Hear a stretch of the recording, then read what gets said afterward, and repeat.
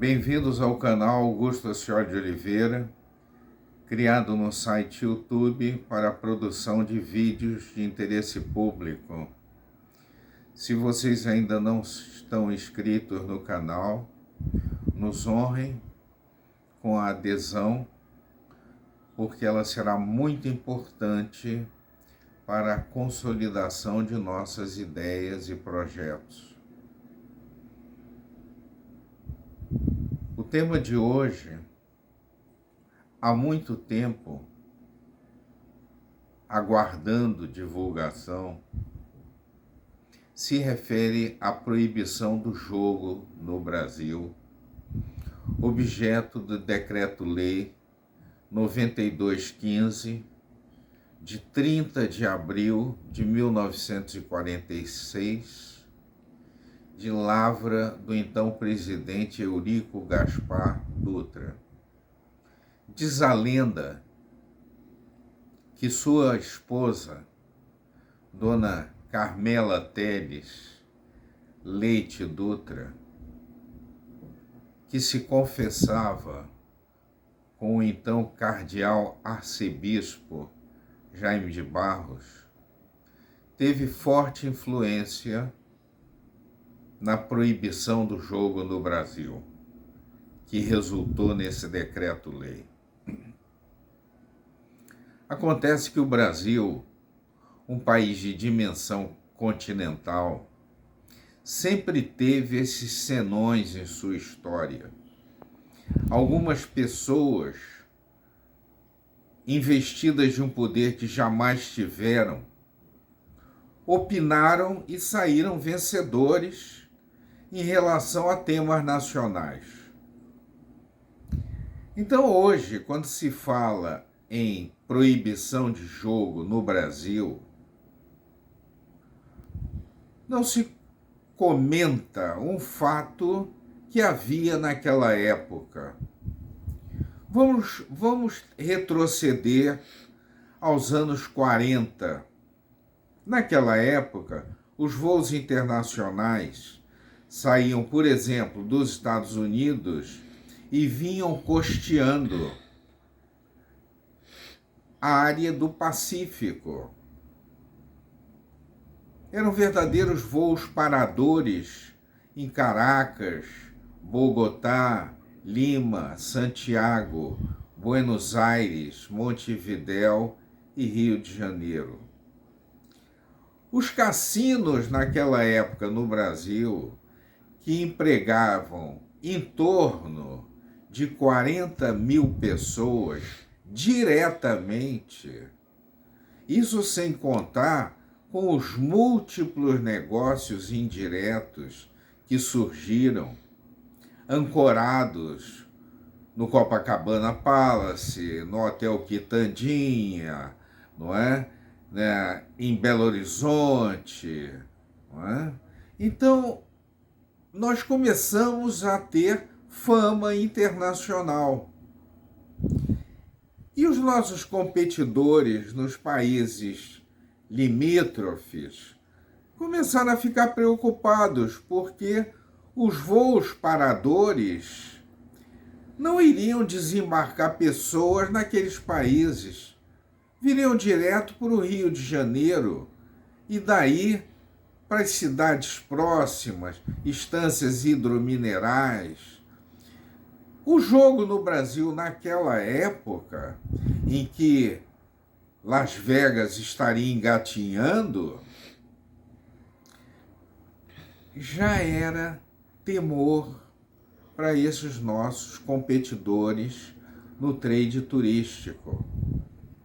Daí, é importante se considerar que a proibição do jogo no Brasil representou a sorte grande para países como o Chile, a Argentina, o Uruguai, o Peru e, quem sabe, até o próprio Estados Unidos.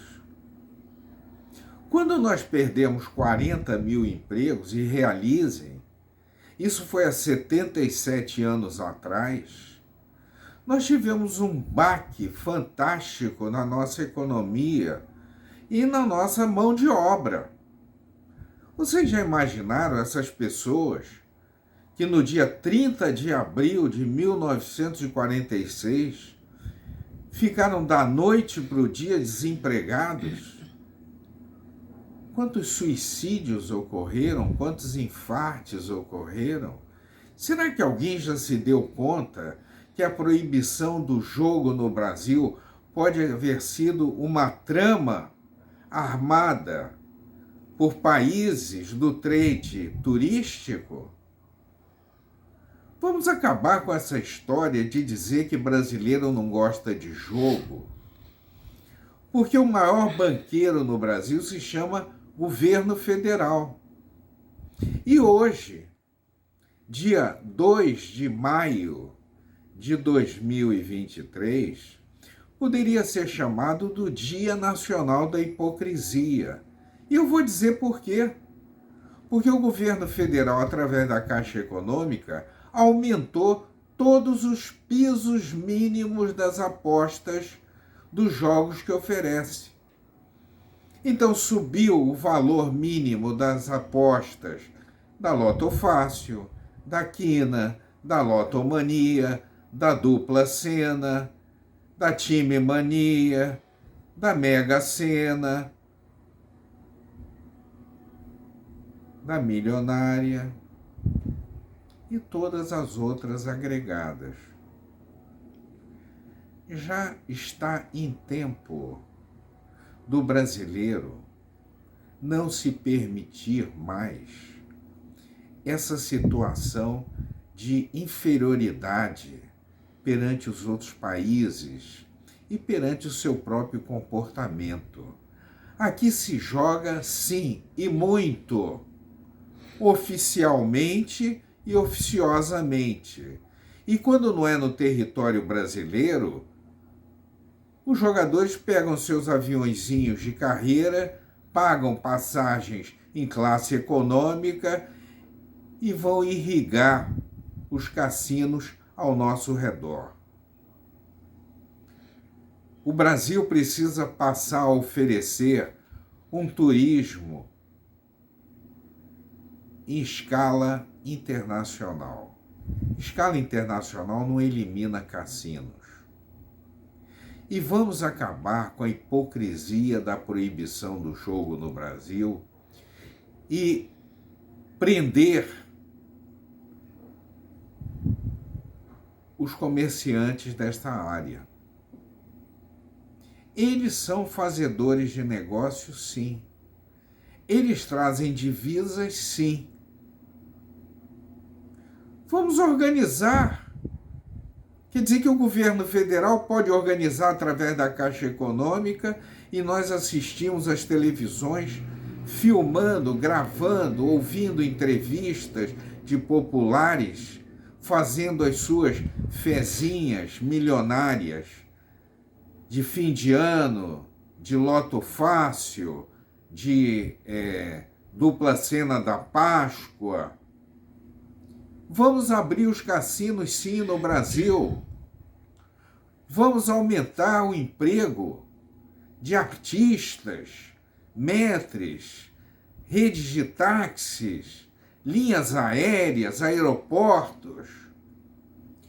O Brasil precisa voltar a pensar grande e acabar com a hipocrisia de proibir o jogo no Brasil, que só está favorecendo os cassinos existentes ao nosso redor.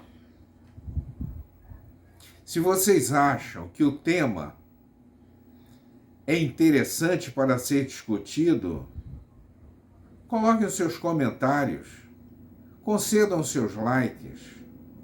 O que não pode é o brasileiro continuar de cabeça baixa em relação ao turismo mundial. Este vídeo foi produzido por Augusto Ascioli de Oliveira, na cidade do Rio de Janeiro, e esse trabalho foi feito em homenagem a um grande brasileiro, idealizador dessas teses que eu estou defendendo na sua ausência desde que partiu. Eu estou me referindo a um brasileiro chamado Sérgio Álvares Belo Vasques.